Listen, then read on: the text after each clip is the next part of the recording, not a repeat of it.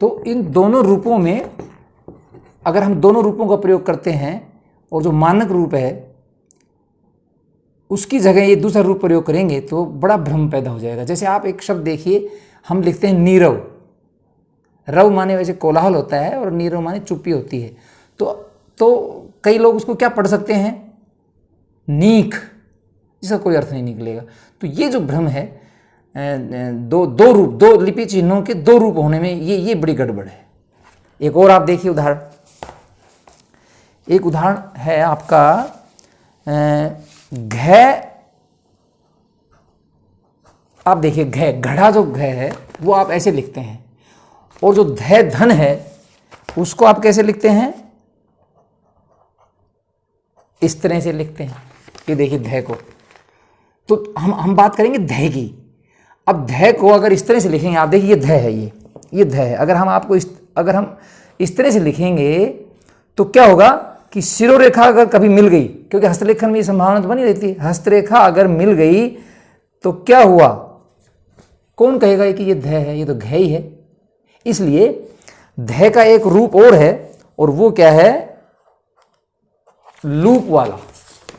तो मानक रूप क्या है, लूप। ये देखिए आप, ये जो है इसमें लगाया है हमने, लूप लगाया है इसमें। दूसरे में देखिए आप, ये लूप। तो लूप से घ और ध में बिल्कुल स्पष्टता हो जाएगी। तो अभी भी ध को दो रूपों में लिखा जाता है, जो कैसा लगेगा, फिर शिरोरेखा अगर हमने पूरी मिला दी तो घ जैसा लगेगा। तो ध के ये दो रूप हैं, देखिए आप, ये दो रूप जो है ध और ध के हैं। तो लूप वाला रूप जो है एक तरह से मानक रूप है, क्योंकि उससे क्या होता है कि शिरोरेखा मिलाने पर भी वो लूप अलग से नजर आएगा और हम आसानी से पहचान पाएंगे कि ये ध है। तो ये भ्रम भी है। अगली जो ध्वनि है उसमें देखिए आप, मैं और भ। तो भ के भी दो रूप हैं। एक तो भ लिखा जाएगा बिना लूप के, ये देखिए आप, ठीक उस ध की तरह जो घ बन जाता है। अगर इस शिरोरेखा को हम आगे बढ़ा दें, हस्तलेखन में ये संभावना बनी रहेगी, जरूर अवश्य बनी रहेगी, और करते हैं लोग ऐसी गलतियां।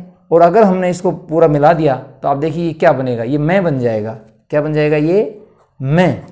तो मैं और भय में तो बड़ा अंतर होता है ना, इसलिए इसका भी एक मानक रूप हमने अलग से बनाया, वो है लूप वाला, दिस वन। इस तरह देखिए आप, ये देखिए आप, जो लूप वाला रूप है वो मानक रूप है।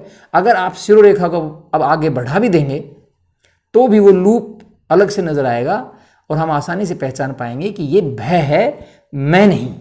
ओके, तो इस तरह से ये एक ध्वनि हमारी है। इसी प्रकार देखिए आप, य और थ में देखिए आप, बड़ा कंफ्यूजन हो जाता है। य बिना लूप के है, ये यज्ञ जिसको बोलते हैं ना, यज्ञ बोलते हो आप जिसको, वो ये है, और थ ये है लूप वाला।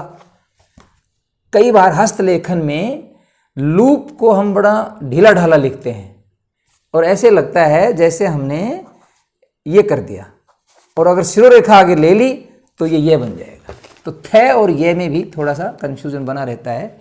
इसलिए ये जो ऐसे लिपि चिन्ह हैं जिनमें भ्रम बना है, उसको हमने मानक रूप दे तो दिया है, लेकिन हस्तलेखन में अभी भी परंपरा बनी हुई है। बहुत सारे लोग, कम नहीं, बहुत सारे लोग इनका प्रयोग दो दो रूपों में करते आ रहे हैं। तो ये एक बड़ा अजीब सा मतलब एक भ्रम इसमें बना हुआ है। ये तो हुआ लिपि चिन्हों की समान भ्रम, जिनमें जैसे समानता दिखती है और भ्रम बन जाता है। ऐसा ही एक तो न्यूनता ये हो गई। दूसरी न्यूनता इसे मिलती जुलती है कि एक लिपि चिन्ह के दो दो रूप प्रचलित हैं। हमने जब विशेषता में बताया था तो बताया था कि एक लिपि चिन्ह और एक ध्वनि 1-to-1 रिलेशन है। एक ध्वनि के लिए दो लिपि चिन्ह नहीं हो सकते। लेकिन हस्तलेखन में पहले ज़्यादा था, अब तो मानक रूप आने से काफ़ी सुधार हो गया। लेकिन हस्तलेखन में अभी भी कुछ लोग, पुराने लोग, और मैं कहता हूँ कि वर्तमान लोग, क्योंकि वो अपने अध्यापक को लिखते हुए देखते हैं तो वहाँ से वो आदत पड़ जाती है बच्चों को, तो वो युवा लोग भी ऐसा प्रयोग करते हैं। तो एक ध्वनि के लिए दो दो लिपि चिन्ह प्रयोग किए जाते रहे हैं। आप देखिए कैसे, जैसे सबसे पहले तो ए को ही लीजिए, हालांकि ए का तो हट गया है, अब नहीं करते ज़्यादातर लोग, लेकिन फिर भी पुराने जो टीचर्स हैं वो ए को किस तरह लिखते थे? वो ए को लिखते थे, ये देखिए, एक हंसता हुआ मुख, ये ए प्रयोग करते थे। एक जैसे हंसता हुआ मुख होता है ना, ऐसे ए हमेशा मुंह खुले में रहता है। ए को जब आप बोलते तो मुंह खुलता है। सबसे पहली ध्वनि हमारी ए है, तो इसको ऐसे बनाते थे। लेकिन ये रूप अब नहीं चलता। मानक रूप इसका बिल्कुल अलग है, और वो क्या है? ये देखिए, ये इसका मानक रूप। तो एक ही ध्वनि के लिए दो लिपि चिन्ह हैं। हालांकि मैं इस बात को मानता हूं कि ये पहले वाला जो रूप है, ये अब बिल्कुल बहुत कम लोग प्रयोग करते हैं, लेकिन फिर भी पुराने लोगों में मैंने देखा है, मैंने खुद महसूस किया है। हमारे कुछ पुराने साथी थे, वो इस ए का प्रयोग करते थे, सुंदरता के लिए करते थे। लेकिन आप देखिए इसको बनाने में कितनी कठिनाई आती है। तो ए के दो रूप हो गए। इसी तरह देखिए आप, एक स्वर है री को, ऋषि वाला री जो मैं बोल रहा हूं, वो देखिए आप, एक तो तरीका है ये एक सामान्य सा लूप और गोलाई लेके हम कर देते हैं। लेकिन जो मानक रूप जो किताबों में छपा होता है, टाइपिंग में जो छपा होता है, वो है आपका ये देखिए, अलग, बिल्कुल दो अलग अलग रूप आपको नजर आएंगे। मेरी मान्यता ये है कि लिखने में आसान ये है, हस्तलेखन में ये आसान है, टाइपिंग भले ही आसान होता होगा, तो इसको आप मानक माने। हालांकि जो स्टैंडर्ड बुक्स हैं उनमें ये आ रहा है, तो ये आप पर है, क्योंकि लिखने में ये ज़्यादा सुविधाजनक है और जल्दी लिखा जाता है। तो ये ऐसे री के भी आप देखिए दो रूप हैं। इसी प्रकार आप देखिए झ, च वर्ग में झ है। झ को जो मानक रूप है वो है ये देखिए, ये मानक रूप है झ का, ये मानक रूप है। लेकिन इसको बहुत सारे लोग कैसे लिखते हैं, पुराने लोग खासकर, वो लिखते हैं इस तरह, भय बनाएंगे और उसके पीछे एक फ्लैग सा लटकाएंगे, तो ये इस तरह से बनता है। देखिए आप झ, तो ये तो अब प्रचलन में नहीं है, लेकिन बहुत सारे लोग अभी भी लिखते ही हैं इसको। तो देखिए, तो दो रूप हो गए, एक झ के दो रूप हो गए। और देखिए आप, इसके बाद आता है ण, च वर्ग का जो नासिक के वर्ण है न, वो देखिए आप, ण का जो मानक रूप है वो है ये देखिए आप, ये मानक रूप है। ये हम अक्सर प्रयोग करते हैं, लेकिन जो पुराने लोग हैं वो कैसे प्रयोग करते रहे, बड़ा अजीब सा प्रयोग है उसका। और वो देखिए आप, दिस वन, ये आपने देखा भी नहीं होगा, लेकिन पुराने लोग इसको प्रयोग करते आ रहे हैं भाई। हमारे जो टीचर्स थे वो इस तरह प्रयोग करते थे। हमारे उस समय हमारी किताबों में, जो पुरानी किताबें थी, उनमें भी ऐसे होता था। लेकिन अब मानक रूप हमने ये अपना लिया है, दिस वन, ये मानक रूप झ का, ये मानक रूप री का, ये मानक रूप ए का, ये मानक रूप भय का, और ये मानक रूप ध का। इस तरह से ये ध्वनियाँ चल रही हैं। ऐसे ही देखिए आप, ण के बाद त्र देखिए आप, संयुक्त व्यंजन त्र है। त्र में बड़ी भ्रम है भाई, त्र को थोड़ा ढंग से समझना। त्र को आप भी मानेंगे कि मानक रूप किताबों में आपको ये मिल रहा है। ये देखिए आप, त्र इस तरह लिखते हैं, इस तरह लिखते हैं त्र। आप देखिए इस तरह त्र लिखने में क्या गड़बड़ है। अगर हम स्रोत लिखें, जो अंग्रेजी में सोर्स होता है, स्रोत लिखें, तो आप देखिए कैसे लिखेंगे।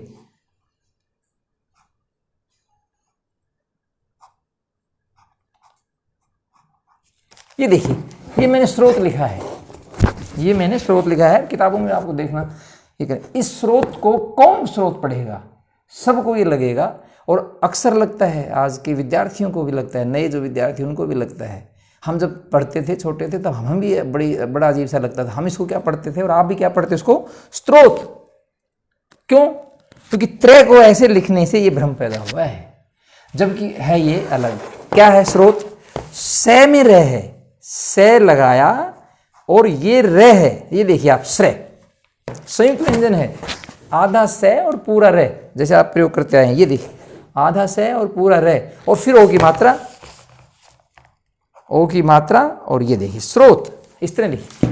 तो गड़बड़ क्यों हुई? क्योंकि त्र को हम ऐसे लिखते आए हैं, और वो स्रोत में ऐसा लगता है जैसे कि ये त्र है। ऐसे सहस्र में शब्द है सहस्र, से में रह है, आधा से और पूरा रह, संयुक्त व्यंजन है, लेकिन हम उसको पढ़ते क्या है, सहस्त्र।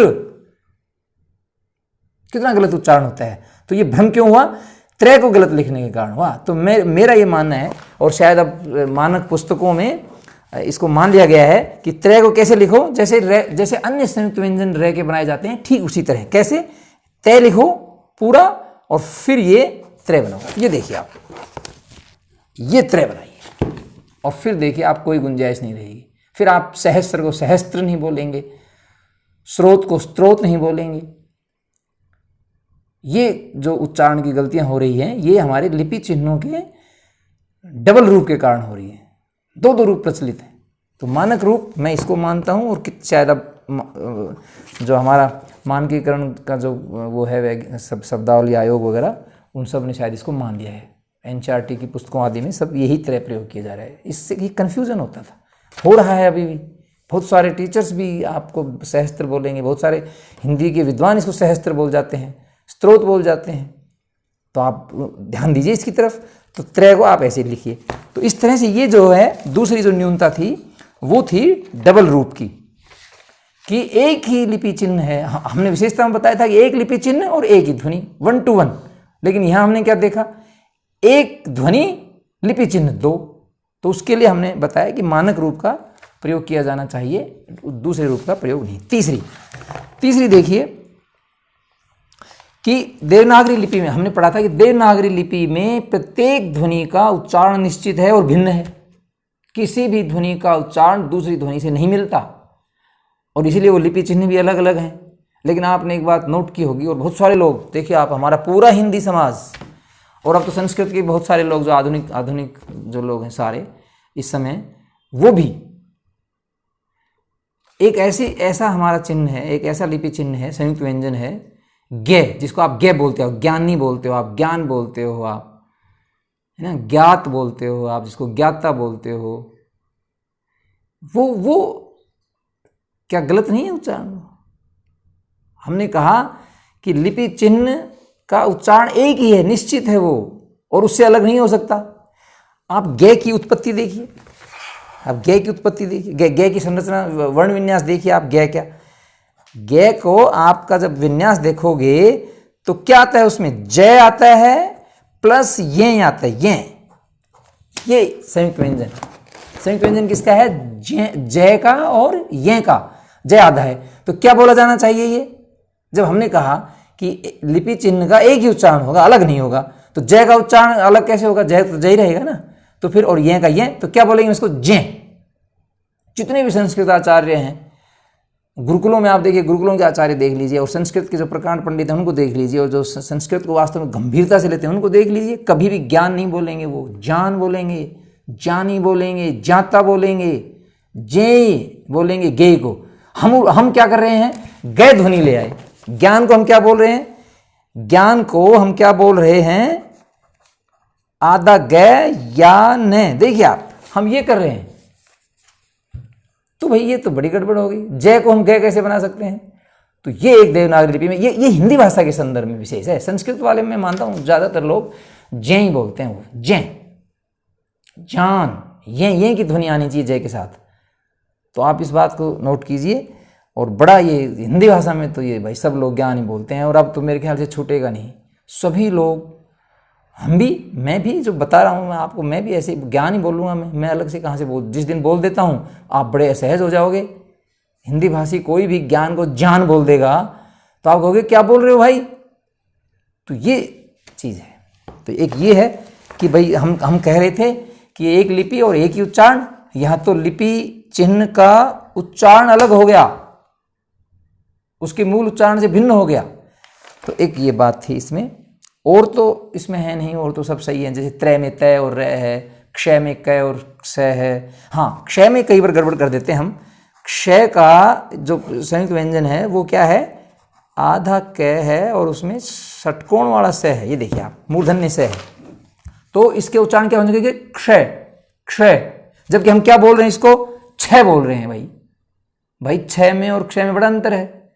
क्षत्रिय कोई नहीं बोलेगा, क्षत्रिय बोलेंगे। भाई वाह क्षत्रिय, अरे भाई छह तो फिर ध्वनि ये हो गई ना, ये है छह, छाता, छत्र ये है। तो छत्र अलग चीज होती है और क्षत्रिय अलग चीज होता है। क्षात्र धर्म, क्षत्रिय का धर्म, और मैं कहूं छात्र धर्म, छात्र जो पढ़ने वाला है उसका धर्म, दोनों अलग अलग हो गए बिल्कुल। तो ये भी एक हमारा मतलब ध्वनि में बड़ा अंतर है। तो उसकी मूल ध्वनि से हम क्या हो रहे हैं, विचलित हो रहे हैं, शिफ्ट हो रहे हैं। तो ये एक बड़ी इसकी न्यूनता है, खासकर इसमें जय में जो ज्ञान वाला जय है ये, और क्षत्रिय वाला क्षय है इसमें। तो इस पर बड़ा ध्यान देना पड़ेगा। कै और क्षय, क्षय क्षय बोला जाएगा इसको, क्षत्रिय, क्षय नहीं है इसमें कहीं भी। तो इस बात को आप देखेंगे। तो देवनागरी लिपि में हिंदी भाषा के संदर्भ में है ये गड़बड़। तो ये एक न्यूनता है इसकी कि हम इसको ढंग से नहीं कर पा रहे, जबकि विशेषता थी इसकी। इसके बाद आप देखिए देवनागरी लिपि के जो जितने भी चिन्ह हैं उन सब में, जैसे कल हमने बताया कि बड़े सुंदर हैं, बड़े आकर्षक हैं, और लिखने में प्रतियोगिताएं होती थी और लिपिक लोग लगते थे और नियुक्तियां होती थी पहले। लेकिन जो जो टाइपिंग और ये सब आ गया और अंग्रेजी आ गई, उसके बाद धराशायी हो गई हमारी ये विशेषता। कैसे? आप कहेंगे कि सौंदर्य को आप क्यों इतना पीछे ले जा रहे हैं भाई, इसकी इतनी आलोचना क्यों कर रहे हैं? इसका कारण है, इतनी वक्रता है, गोलाई है, ऋजुता है, तिरछापन है, और इसके साथ साथ मात्राएं हैं। और मात्राएं भी कोई ऐसे नहीं है, एक जैसी नहीं लगेंगी। आप देखिए बाएं, दाएं, ऊपर, नीचे, ऊ की मात्रा नीचे लगती है, ए की मात्रा ऊपर लगती है, ओ की मात्रा ऊपर लगती है। फिर वृद्धि मात्राएं देखिए आप, आई की मात्रा में 2, आप कई बार इतनी गड़बड़ कर देते हैं, बहुत बार गड़बड़ कर देते हैं कि ए की मात्रा को आप डबल कर देते हैं, ए के ऊपर आप आई एक मात्रा लगा देते हैं। आपको लगता है कि एक मात्रा लगाने से ए आएगा, ए के ऊपर ही एक मात्रा लगाएंगे तो वो आई बन जाएगा भाई, और किसी व्यंजन पे लगाएंगे तो वो डबल मात्रा में हो जाएगा। एक मात्रा लगाएंगे तो वो ए, तो ए और आई का बड़ा वो समझो इसमें। तो मात्राओं का इसमें बड़ा रोल है, बड़ी भूमिका। हमने विशेषता में बताया था कि और किसी भाषा में ऐसा नहीं है कि मात्राएं, लेकिन ये मात्राएं हमारे लिए इसकी न्यूनता भी बन गई है, खासकर हिंदी भाषा के संदर्भ में मैं बात कर रहा हूँ। क्यों? कि मात्राएं आगे पीछे ऊपर नीचे लगाने से बड़ा टाइम लगता है, बड़ा समय लगता है। और फिर शिरोरेखा, अंग्रेजी भाषा में आप देखिए उस लिपि में आपको शिरोरेखा नहीं लगानी पड़ती, ऊपर लाइन नहीं खींचनी पड़ती, लेकिन हमारे यहाँ लाइन खींचो, ये लाइन खींचो ऊपर, ये शिरोरेखा बोलते हैं। ये जो लाइन जैसे स्रोत पे लाइन खींचिए, स्रोत, ये शिरोरेखा कहलाती है अक्षरों के ऊपर। और फिर मात्राएं लगाओ, और फिर इन मात्राओं को लगाने में इतना समय लगता है कि बस आप पीछे पिछड़ जाते हैं। आप देखिए जब संघ लोक सेवा आयोग की मुख्य परीक्षा आप देते हैं, और या राज्य लोक सेवा आयोग की मुख्य परीक्षाएं आप देते हैं, मेंस एग्जाम देते हैं, तो हिंदी वाले क्यों इतना शोर मचाते हैं? आपको कभी इस बात पे गौर किया? शब्दों की सीमा वही, अंग्रेजी वाले के लिए भी और हिंदी वाले के लिए भी, लेकिन 50 शब्दों में कोई लिखना है आंसर, या 200 शब्दों में कोई आंसर लिखना है, या 400 शब्दों में कोई आंसर लिखना है, तो 400 शब्द हिंदी में लिखने में जितना समय लगेगा उससे कहीं कम समय अंग्रेजी में लगेगा। अंग्रेजी में एक फ्लो है, एक फ्लोइंग है, उसमें कर्सिव राइटिंग का है उसमें, और बड़ा फास्ट चलती है वो। और हमारी हिंदी में क्योंकि हमें मात्राएं लगानी है, और गलत लिखेंगे तो हमारे अर्थ का अनर्थ हो जाता है। तो हमें मात्राओं का ध्यान रखना है, हमें शिरोरेखा का ध्यान रखना है, हमें सफाई का ध्यान रखना है, सुंदरता का ध्यान रखना है। तो ये हमारी सुंदरता, ये हमारा सौंदर्य बोध हमारे लिए परेशानी का कारण बन जाता है। सारे हिंदी भाषी लोग पिछड़ जाते हैं बेचारे। कितनी जल्दी लिखेंगे वो, जल्दी लिखेंगे तो आपके लेखन खराब हो जाएगा, सुंदर ही दिखेगा ही नहीं, समझ में नहीं आएगा वो। तो ये एक बड़ी कमी, मतलब अब हिंदी भाषा के संदर्भ में कमी आ गई।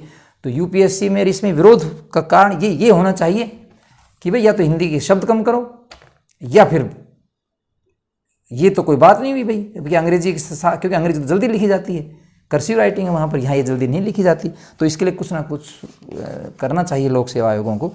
तो ये एक बात थी। और इसमें देखिए, हाँ एक और देखिए, अंग्रेजी की जो लिपि है उसमें कितने वर्ण हैं? 26 हैं। आप देखेंगे अल्फ़ाबेट में कितने हैं? 26 हैं। और हमारे यहाँ 11 तो स्वर हैं, 33 व्यंजन हैं, अनुस्वार है, अनुनासिक है, विसर्ग है, और दूसरी भाषाओं से ली हुई ध्वनियाँ हैं, जैसे अड़े है, अढ़े है, फ है, जय है, आ है। तो इस तरह कितने हो गए? 50 से भी ज़्यादा हो गए आपके, 50 से ज़्यादा ध्वनियाँ हमारे यहाँ हैं। तो ये भी एक थोड़ा सा, हालांकि भाई भाषा की समृद्धि है ये तो, लेकिन कहते हैं ना कि भाई कम होना चाहिए, जितने कम होंगे उतना ही बढ़िया रहेगा। यहाँ लेकिन उल्टा है, आपको 50 से अधिक ध्वनियाँ हमारी हिंदी भाषा में आ गई। संस्कृत में हो सकता है और भी रही हो, क्योंकि री का भी वो था, दीर्घ रूप था, री का भी दीर्घ रूप था, और भी कुछ ध्वनियाँ रही होंगी। तो कहने को मतलब कि संस्कृत और हिंदी में जो ध्वनियों की संख्या है वो 50 से, लिपित चिन्हों की संख्या जो है वो 50 से भी अधिक हो रही है। तो ये भी एक इसका एक न्यूनता मानी जा सकती है। और देखिए आगे आप, इसके बाद देखिए ये और वह ध्वनियाँ, ये बड़ा कन्फ्यूज़न पैदा करती है। सबसे बड़ा जो मैं इसमें न्यूनता मानता हूँ देवनागरी लिपि में, वो ये और वह में है। ये और वह कभी तो व्यंजन के रूप में प्रयोग हो रहे हैं और कभी स्वर के रूप में प्रयोग हो रहे हैं। जैसे मैं आपको उदाहरण देता हूँ, कब, जैसे आप दिल्ली गए, जब आप दिल्ली गए में क्या लिखेंगे आप, ध्वनि तो यह है, यह के ऊपर ये की मात्रा है, लेकिन आप लिखते क्या हैं, ए, स्वर लिखते हैं। आए, मेहमान हमारे यहाँ आए, ध्वनि क्या है, यह के ऊपर ए की मात्रा, लेकिन लिखा कैसे जाता है वो, ए के रूप में। ऐसे आई, गई, तो ये जो जितने भी क्रिया रूप मैंने जो अध्ययन किया है उसके हिसाब से बता रहा हूँ आपको, जितने भी क्रिया रूप हैं और उनमें यह ध्वनि का प्रयोग होता है, खासकर ए की मात्रा के साथ, तो वहां आपको स्वर का प्रयोग करना पड़ता है। ए लिखना पड़ेगा आपको, ई लिखना पड़ेगा आपको, छोटी या बड़ी ई, जैसा भी स्थिति हो। तो ये तो बड़ी अटपटी बात हो गई। ध्वनि यह है और लिखा जा रहा है स्वर। ऐसे ही अच्छा, फिर जो संज्ञा शब्द है वो देखिए आप गाना गाएं, जब आप गाना गाएं लिखोगे तो ए लिखना पड़ेगा और फिर उसके ऊपर अनुस्वार या अनुनासिक। लेकिन आप गायों को ये जो है ना, आपकी गायें घर में आ चुकी हैं, ये देखिए आप, यहाँ आप ए नहीं प्रयोग करेंगे, यहाँ फिर क्या लिखेंगे आप, ये लिखेंगे, ए की मात्रा लगाएंगे और उस पर अनुस्वार लगाएंगे आप। यहाँ गाय का बहुवचन रूप है, तो जब संज्ञा शब्द आएंगे और उनका बहुवचन रूप होगा तो ये का ये ही रहेगा, वो ध्वनि वही रहेगी प्रयोग लिखने में भी। लेकिन जब क्रिया रूप होंगे तब हम उसमें स्वर का प्रयोग करते हैं। तो ये जो एक कंफ्यूजन है बड़ा अजीब सा है। ऐसे वह में आप देखिए, वह में देखिए आप, इसमें ओ का प्रयोग होता है। जैसे क्रिया रूप लेंगे आप, आओ, जाओ, जब तो आप लिखेंगे ओ स्वर, लेकिन जब संज्ञा रूप है और उसका बहुवचन करेंगे तब आप क्या लिखेंगे, गांव है, जैसे गांव में कोरोना संक्रमण बहुत फैल रहा है, तो गांव में आप वह का ही प्रयोग करेंगे, नहीं कि ओ का। लेकिन जब वह के बाद ओ की ध्वनि आएगी, वो की ध्वनि आएगी, तो फिर ओ ही लिखा जाएगा। जैसे मैं आपको एक उदाहरण देता हूं, जैसे हवाओं, तो फिर वहां ओ होगा। दवाओं, तो वह पहले आ रहा, उसके बाद अगर फिर वो की ध्वनि आती है तो फिर ओ का प्रयोग होगा। ये देखिए बड़ा अजीब सा है ये।